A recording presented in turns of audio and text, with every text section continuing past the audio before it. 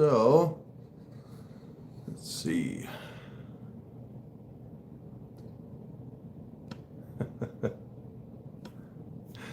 All right, hello, welcome one and all. So I see we've got 31 people on here already, and we're just going to wait a few minutes before we really get started.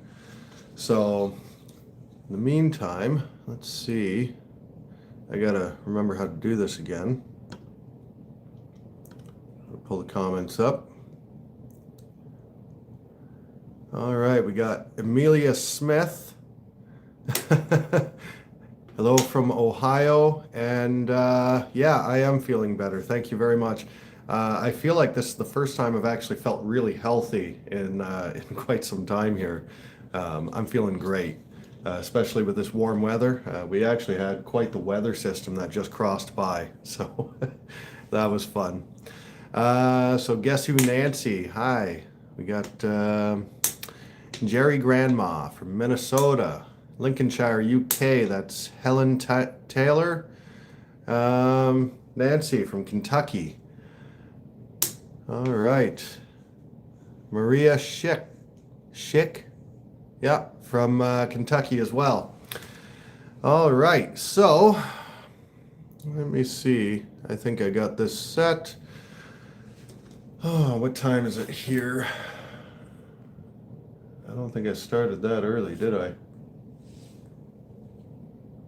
All right. That's not even the right time. Well, I think we're good enough to get started here. So this is how we're going to be doing the coffee and construction from here on out.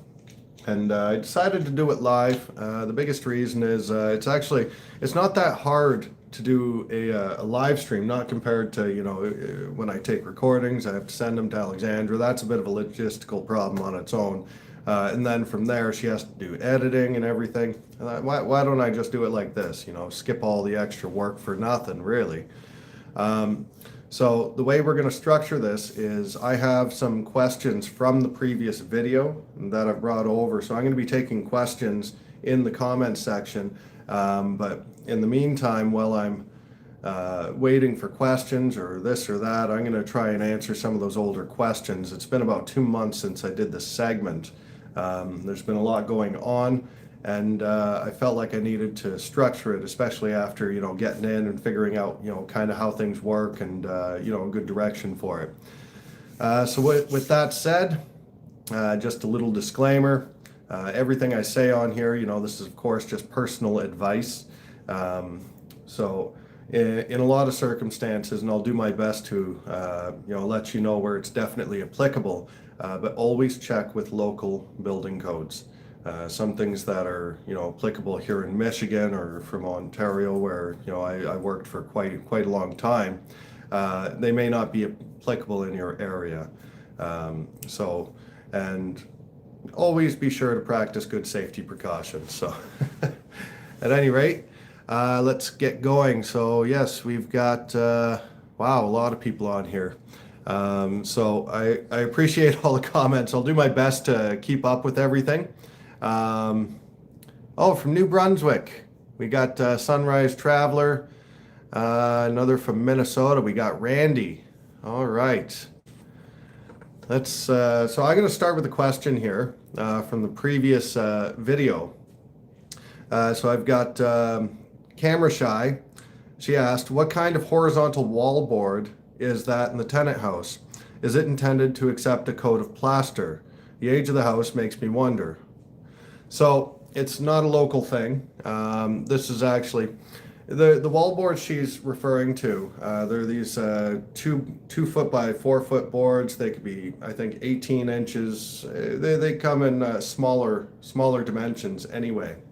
And they were kind of the transition between lath and plaster and the sheetrock that we know now. It is a sheetrock product. When it originally went on, it was actually plastered over. They did a thin coat of plaster, and then they started taping the joints.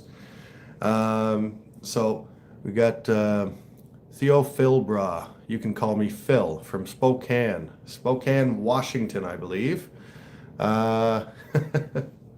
Guess who, Nancy? Popcorn ceiling. Come a long way, so don't have to do all that sand. Well, the thing about popcorn seal, I actually like orange peel ceilings, if I'm speaking personally. I used to do a lot of them when I was working in Ontario.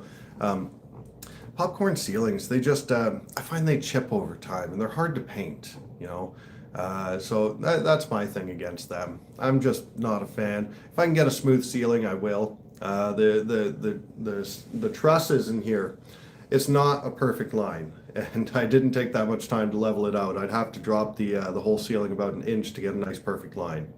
But by the time you throw flat paint on, you hardly notice a thing. All right.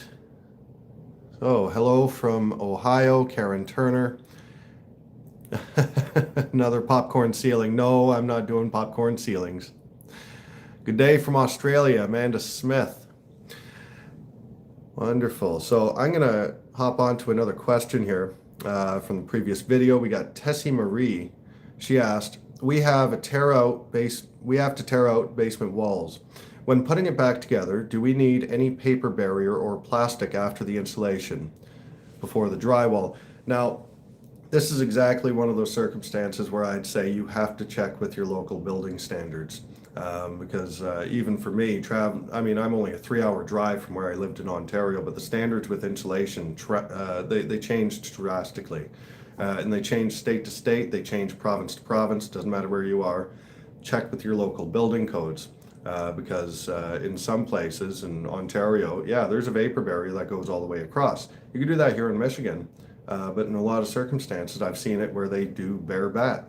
I don't actually know what the exact standard is. I haven't dealt with that personally here, but I would just check with your local code. Insulation especially, that's not a question I can necessarily answer without knowing exactly where you are. All right, so we got Suzanne Kavanaugh. Why don't you plaster over the plasterboard like we do in the UK? So the sheetrock essentially replaced the plaster system. So for plaster, yeah, you add an entire layer over. Now, there is an enormous benefit to plaster, and that's that you can get those nice perfectly square corners and things like that. Obviously, doing it the way we do, you do bulk out with tape joints and corner beads and things like that. But it's not incredibly noticeable afterwards. But the integrity of gypsum is well enough. It's really not a problem, and it's very easy to work with. Lath and plaster, plaster in general is a skill, and it's not a skill I possess. It's kind of like concrete and a number of other things where it takes quite a bit of experience before you're competent at it. And there's actually very few plasterers in this area, or in most of North America for that matter. It's a bit of a lost art at this point. But yeah, it's just one of those things. We've kind of innovated away from it. But if you live in an old house with lath and plaster and you want to keep it original, that's completely understandable. And that's why we still have people who do lath and plaster. So we got...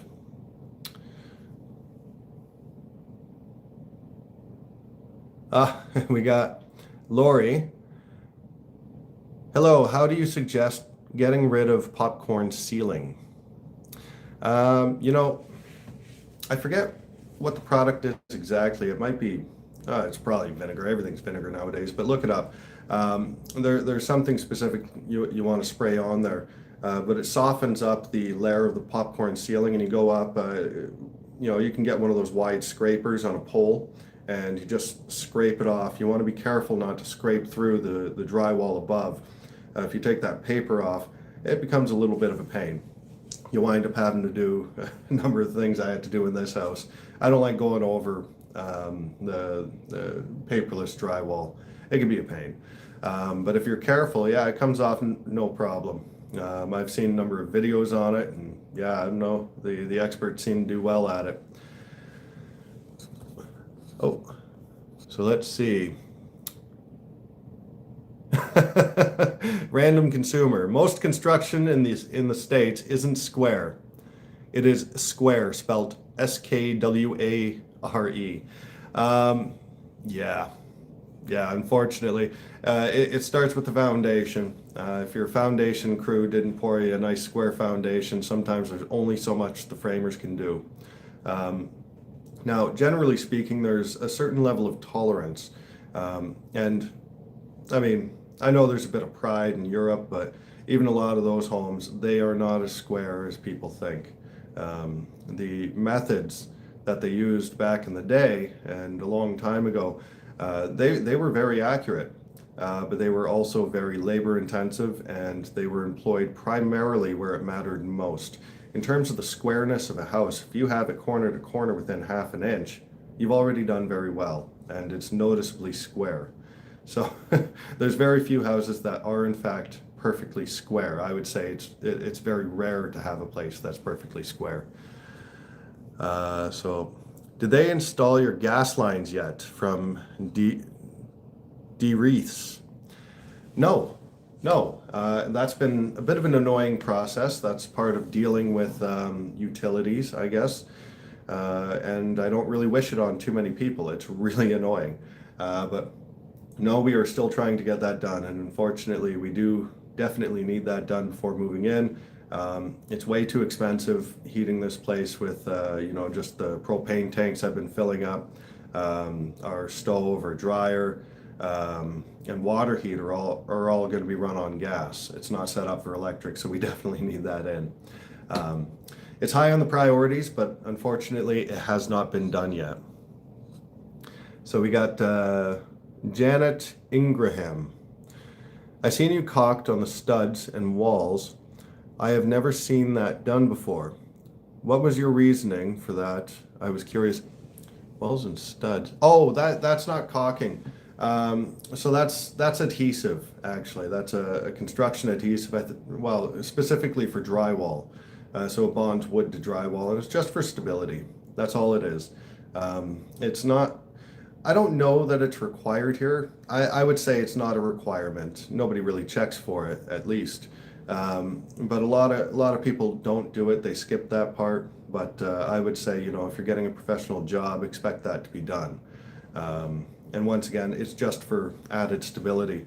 Believe it or not, the integrity of a home is based on the entire thing functioning together. So, that could be, your outside sheathing, your interior drywall. It all adds to the stability of the home. And you can screw a sheet on and expect it to be very stable, but when you glue it, it becomes incredibly solid. And it does help prevent cracking in the joints over time as well. I'm just going to backtrack here. So, Kazar from Vancouver. Hi, good to see you. All right, so we got Randy. What are you and Xana's plan for the front house after you finish it? Will you use it as rental income? You know what? Once we get into it, we'll figure it out. Yeah, we're gonna need some kind of an income off of it, and yeah, it will be rented. It's too expensive to just have a house sit, and also you can't have a house sit without expecting some kind of a problem. You don't want a house vacant. So what's next on the house from Asgard? Painting, counters, or something else. So immediately after I finish sanding the drywall, and I'm going to be getting back on there right after I finish this video, we're going to be hopping on to primer. So I'm going to be priming all the walls, and I like to get as much of the wall painting out of the way as possible at this stage because there's no floor in, there's no trim up. It's very easy to get things painted very quick. So I'm going to be doing that right after, and from there I'm going to be putting on the flooring.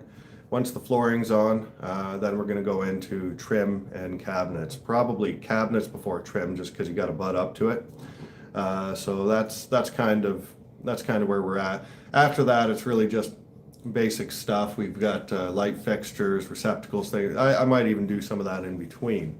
But there are a couple of important things that have to happen. It doesn't have to be in any specific order, just prior to calling the place done. We've still got to put the black pipe in for all the gas lines. That's not done yet. I did get a conditional pass so far. He's not worried about that till final inspection because it's all going to be visible at that point. So wasn't high in the priorities at the time. I just wanted the insulation in. All right, so moving on, we've got random consumer. It also helps with noise reduction. Yes, going back to the drywall adhesive, he is absolutely right. That is one of the factors.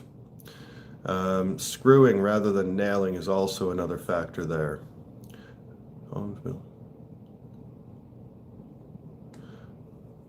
It helps a lot. All right.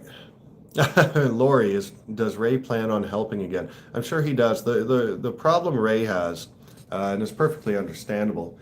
Um, he has his own job to maintain, and he's also starting his own young family, so he's going to want his own time there, uh, at home. But he has a job that takes him out of town most of the time. He works on the road, so for him, time doesn't exactly come by that easy, and it's a lot to ask.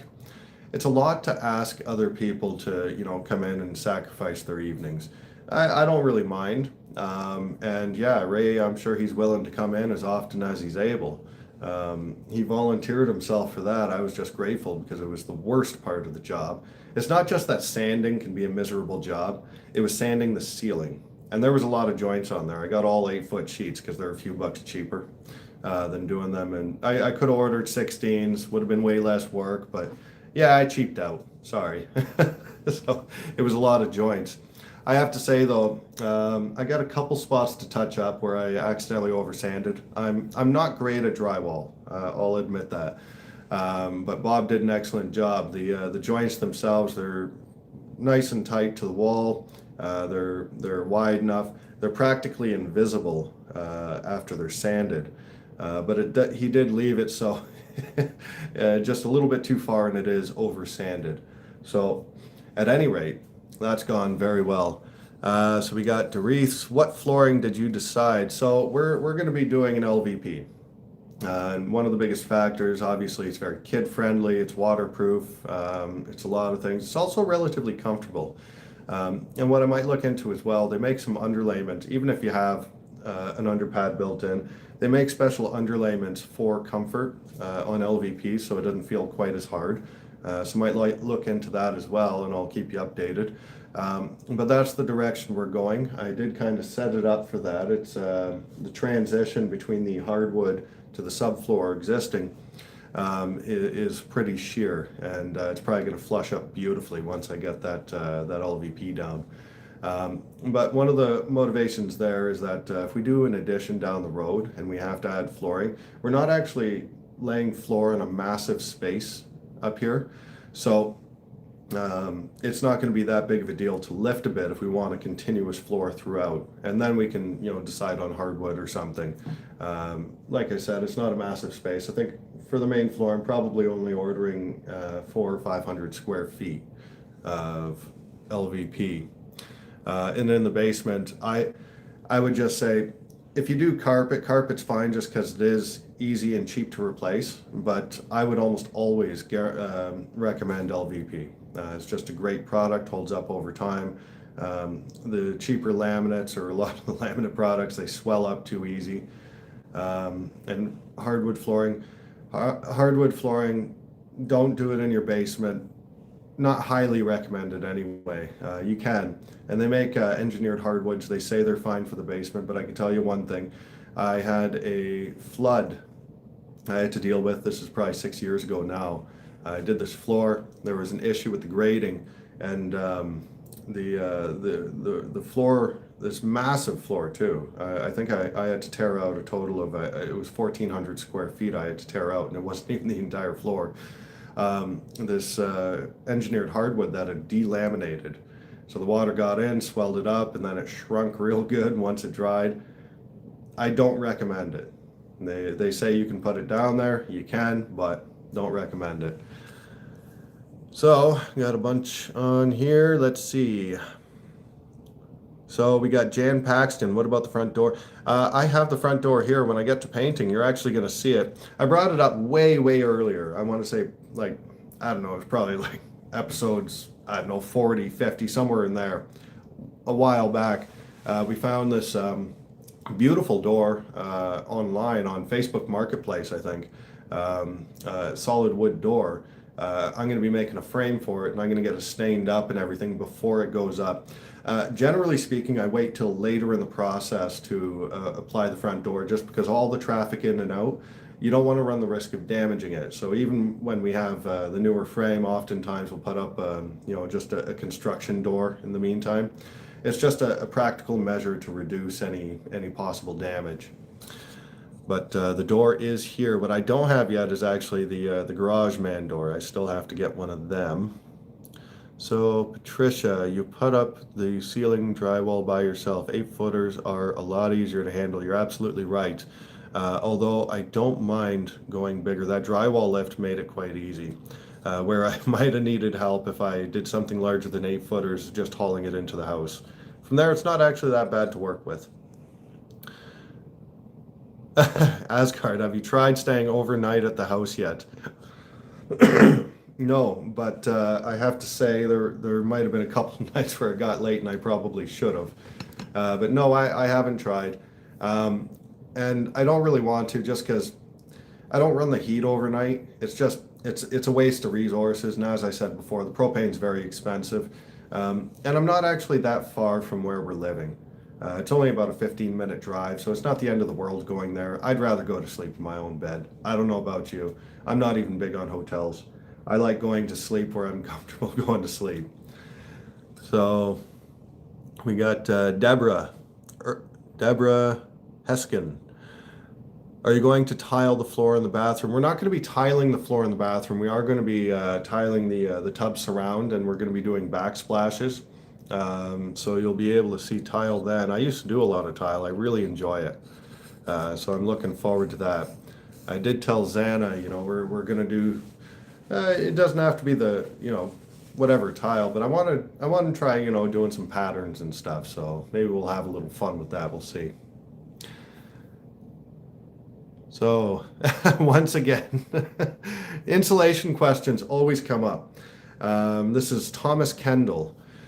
Why did you not use vapor barrier on your ceiling? So Thomas, I'm assuming you're Canadian, or maybe in one of the northern states. So now these questions seem to resurface constantly, and that when it comes to insulation, the best practice is to follow the local standards. Just because here insulation is not done where it's, the way it's done just over the border in Ontario. That's just the way it is.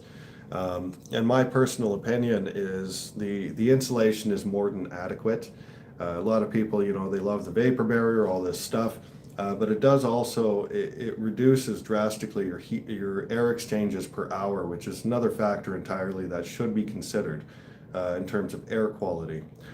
So now when new homes are built, because the air exchanges per hour is so low, there's actually mechanical air exchange to improve air quality. But I would say the insulation value as it is more than adequate. And because appliances nowadays, furnaces in particular, are very, very efficient. I'm not expecting that it's going to cost me that much in the long run.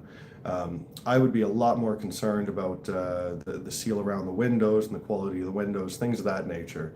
That's going to have a much higher effect. But the craft paper does do quite a bit. It breathes a little bit on the joints. It's not as effective as the poly, but it does its job well enough. So yeah, that's really just a matter of location. So if your area, you put plastic up, put plastic up. If not, don't do it. You're just going to have your inspector scratching their heads. And if you do want to upgrade your insulation, there's always an option wherever you are. So let's see. Moving on. Patricia Varble. I have a question. Do you guys read messages from non-members? I don't know that we don't not read messages. I would say my gatekeeper is Anna. She's the one who takes care of all that. But I'm pretty sure, yeah, when people message, she does read them. We do get quite a few messages, so um, sometimes we can't get around to answering all of them. But I do know that yeah, she's answered all kinds of messages, I'm sure. So, Tom, approximate move-in date. So, once again, it is a moving date. We don't have an exact date. It's just as soon as possible. And I would say we definitely don't have a date right now because I don't even have a date for the gas meter installation. So we'll see. We'll see. As soon as I have a date on the gas meter installation, I'm sure that's going to be a big announcement. That'll be awesome. I'm definitely looking forward to that. And Richmond, did you get the rake out of the attic? Yes. Yes, and I'm very glad. That's my favorite rake. I'd be very disappointed if I lost it under there because I'd probably forget about it and do the loose fill insulation right over top. So let's see.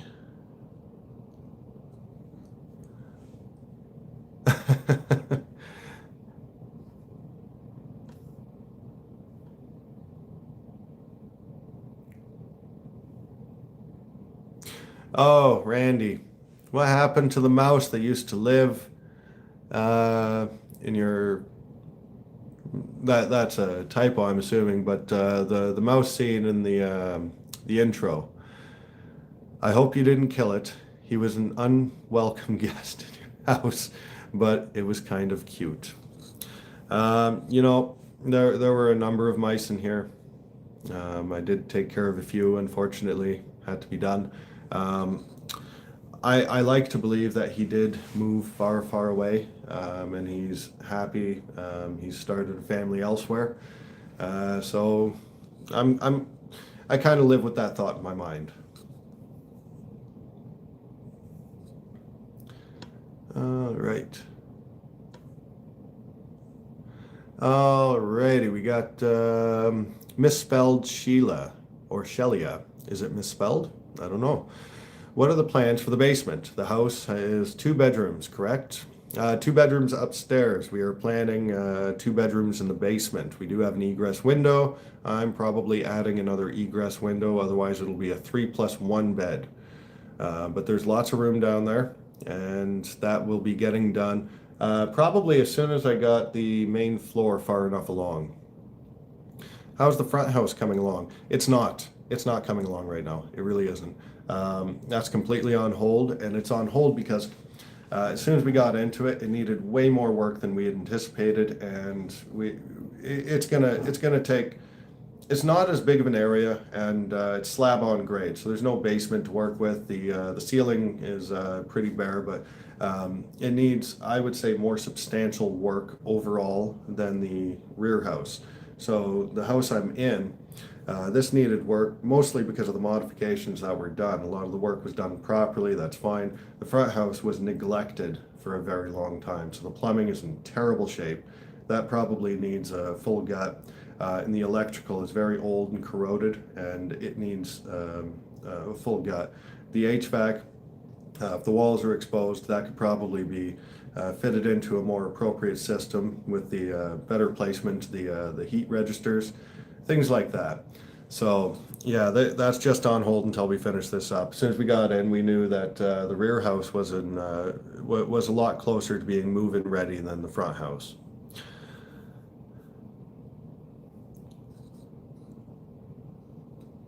All right.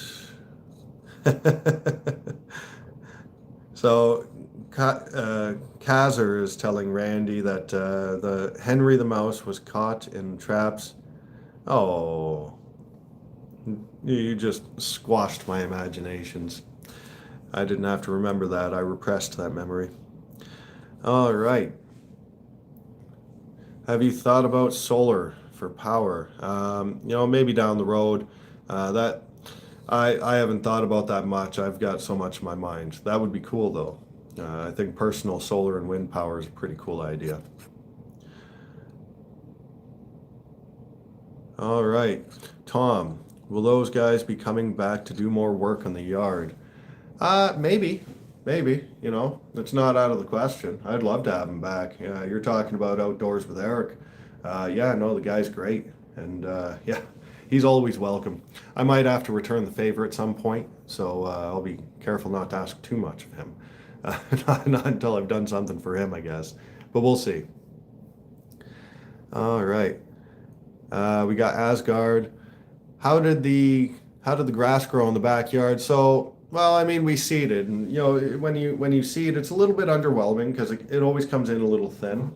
But this spring it should come in a lot stronger, and we were very careful not to step on it when it's muddy or anything like that.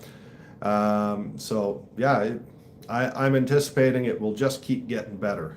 Is all I can say. But I wasn't disappointed. The seed, it acted very fast, it germinated very quick, and it was very green by the time it snowed. I wish I could have done it a little earlier in the season. That would have been nice. But I could be grateful it was done as quickly as it was, that's for sure.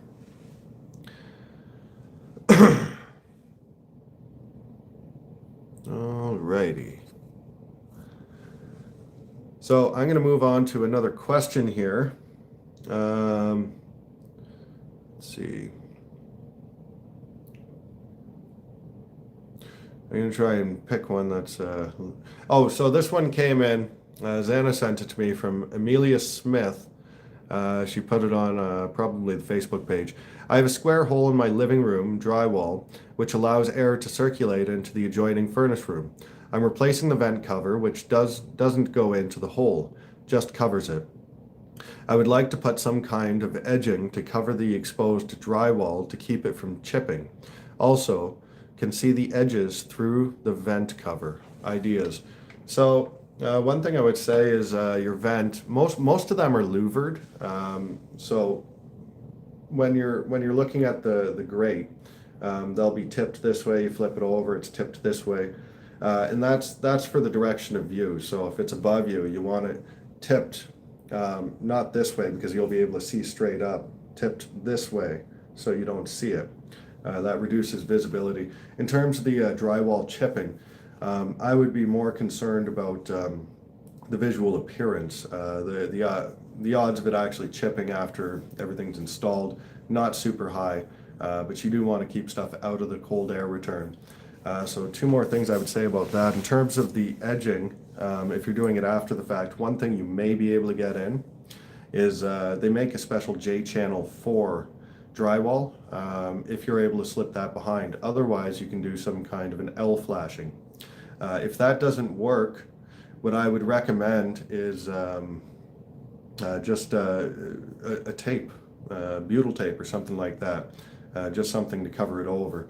But the other thing I would say in terms of the visibility, if you can't avoid being able to see into your cold air return area, something that is often done, not always done, it's not necessary, but you just take some flat spray paint and you just paint the cavity and anything that's visible black, and it just blacks it out. So if you are seeing in, you aren't actually seeing anything. So that's what I would recommend there. So let's see. Oh, I got to back up a little. My goodness. Are you still sick? No, I'm feeling great now. A little tired, but no, I'm good.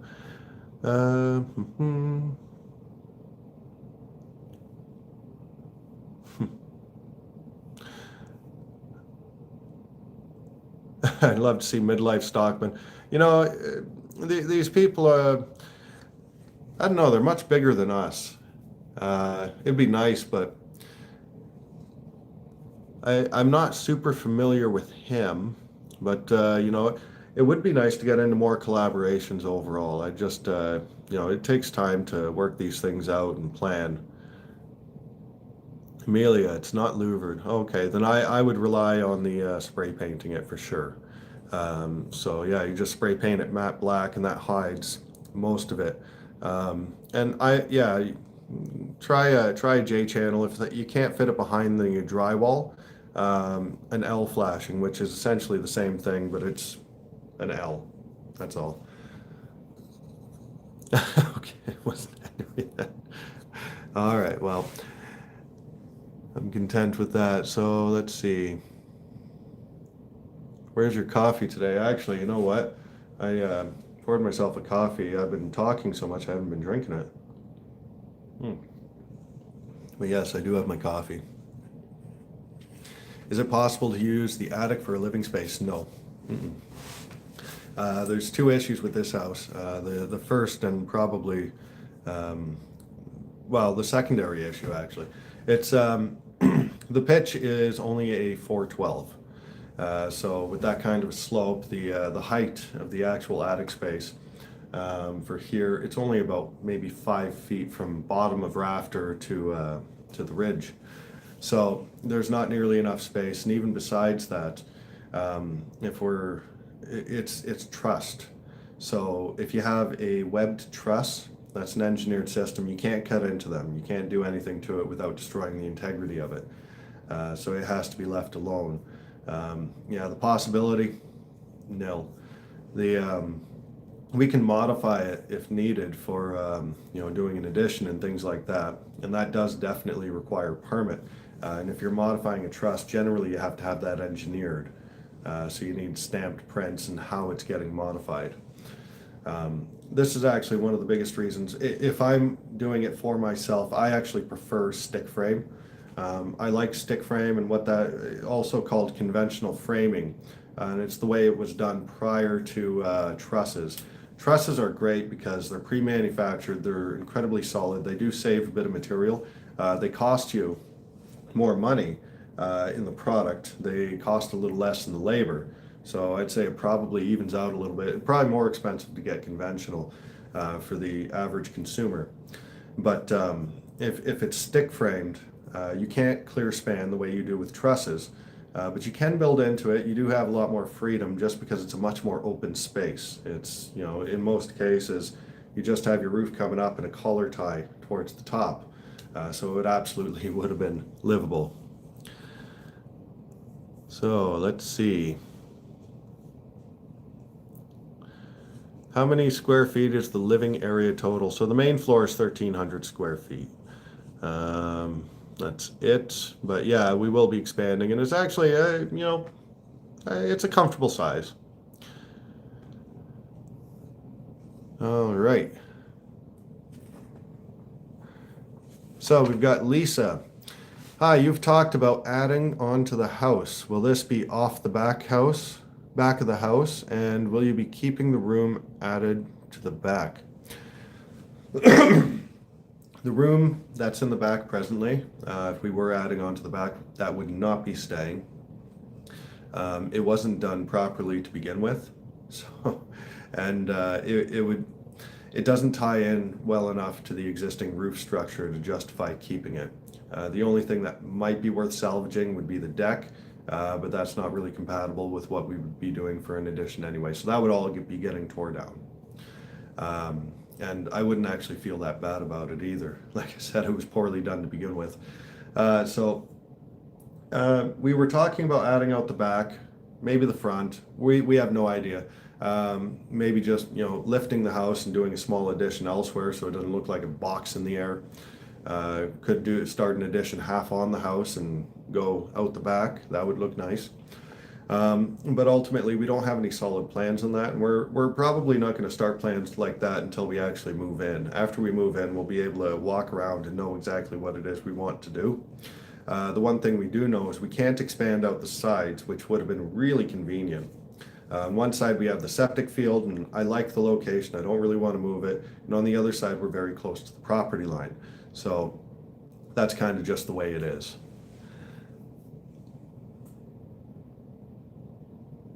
Do you have a plan for closing in the back porch? I haven't, I just talked about the back porch there. I don't have too many plans on that. I think after we decide, what we're doing addition-wise, if we get a bit of a plan there, I'll probably start planning accordingly. If we're going to be tearing it down, I'm not doing a thing to it, except tearing it down. So, yeah, I don't know, we're kind of playing that one by ear.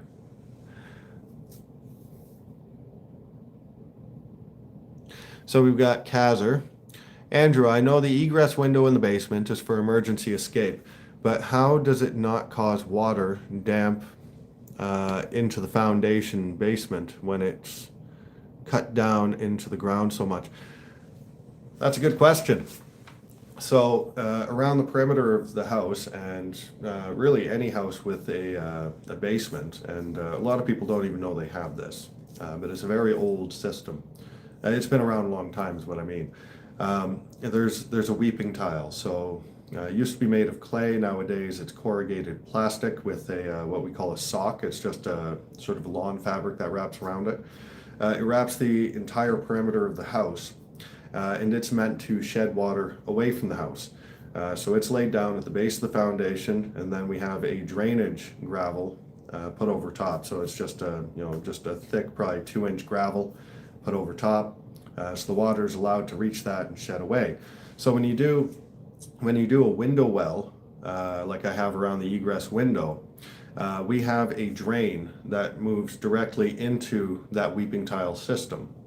So the egress window is there, but it functions exactly the same as a standard window, where it's sealed on its own. Everything, the foundation acts exactly as it is, but because it's deeper, we have this little port down even further, and it has a drain, goes directly to the weeping tile, sheds away. Now, if your weeping tile becomes severely damaged and that well is allowed to flood, yeah, you could have serious issues. I had a very well sealed window once fill up, just like this, and it was weird looking at it from the inside. I'll never forget this either. It was like watching water rise from the other side of a fish tank. It was awful. And it was a huge mess too. I had to go out in the pouring rain. It was torrential downpours and try and drain that water out. So that's how that system works. So second floor someday. Yeah, that would be great. Let's see.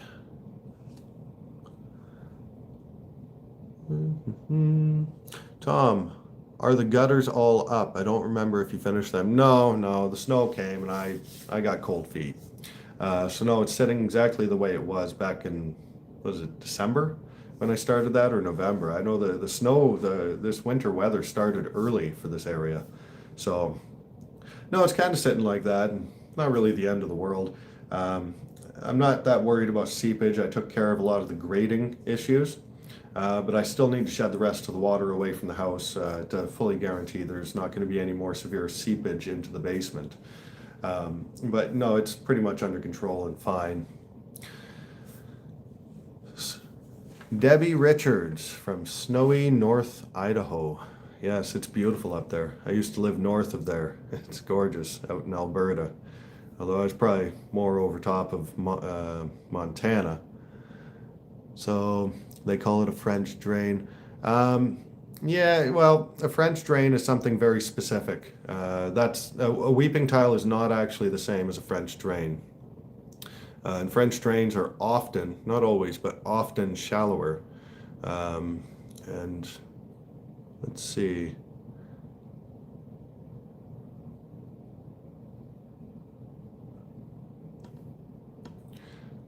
Oh, Xana popped on here. Thank you so much, Barbara McGee, for the bronze medal.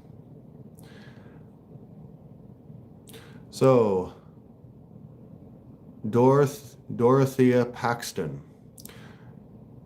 Do you plan on making a treehouse for the kids with with the huge backyard? Actually, I had a really cool plan, and hold that thought, because I'll show you one time. We have a tree that really should come down, just because it's leaning so far into the house. I didn't get around to it last fall, but I'm hoping to get around to it maybe late spring when I can get back there with my genie lift. But once I can get up there and I trim it down, I was going to leave it so far off the ground. So yeah, I could build a tree house onto it, but we'll go over that when we get to it. That's kind of a secondary project. All right, Xana again. Thank you so much, Kathy Dedian, for being a member of our YouTube channel. Thank you. Debbie Richards. Yep, up close to Canadian border. Yes, that's great. It's gorgeous up there, isn't it? All right.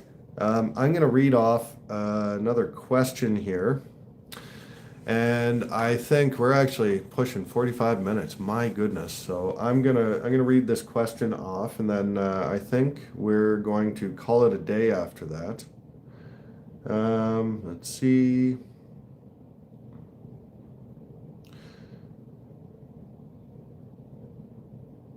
Trying to find where I was. Sorry, I get distracted and I just lose everything. My goodness. All right. So I have a hooded vent for my dryer out the back of my house without the cage part on it. A very old one, but that style, she's referring to a style that I was demonstrating before. I'll see if that's relevant. I'm getting cold air into my house / heated garage through the dryer vent and hose. Is it because the hose isn't insulated? I did clean out the vent outside and found it caked with old solidified lint that had it stuck open. I cleaned it all up. What do you think? I'm getting cold air coming in through it still. Why do you think I'm getting cold air through it still? Our dryer is normally insulated to block cold air from coming in through the lint filter area on dryers. So to answer that question, yes, they are insulated. If they go through attic spaces or things like that, they're insulated. So they have a sleeve over top of whatever pipe it is you're using. You can do solid, you can do flex. Either way, you can get a sleeve on there, and you should. But I would say and even when it's in an exterior wall, it should have insulation surrounding it. So one way or another, it should be insulated, but obviously it's cavity inside. Now, the one thing I would say is if it's that cold, it's very likely that the air is pushing through somehow. So yeah, if it was stuck open because of the lint, that's a very common issue. All I would say is make sure that the louvers or whatever you have on the other side, there should always be some kind of a flap. Even if it has the cage, it should have a flap, or its louvers. It'd be individual slats that move up when airflow comes through. Make sure it's always clean. And they make these little ends that go on a drill with extension rods that are meant specifically for cleaning out dryer vents. And I used to do it twice a year. We do a lot of laundry, and it's well worth it. It's well worth it. If it gets too clogged, it'll actually reduce the effectiveness of your dryer as well. So yeah, try to stay on top of that. That's most likely the issue. Air getting in is all I can think of. Other than that, it should be insulated. Anywhere that pipe is exposed to unacclimated space, it should always be insulated. So, with that said, we got a new channel member here. Who's that? 1020MJ. Thanks for joining the crew. All right. So with that said, I'm gonna call it a night. I'm heading out, and yeah, I've got to get sanding. I've been sitting here for 48 minutes now. Not a big deal. So yeah, had a great time. Till next time, we'll see ya.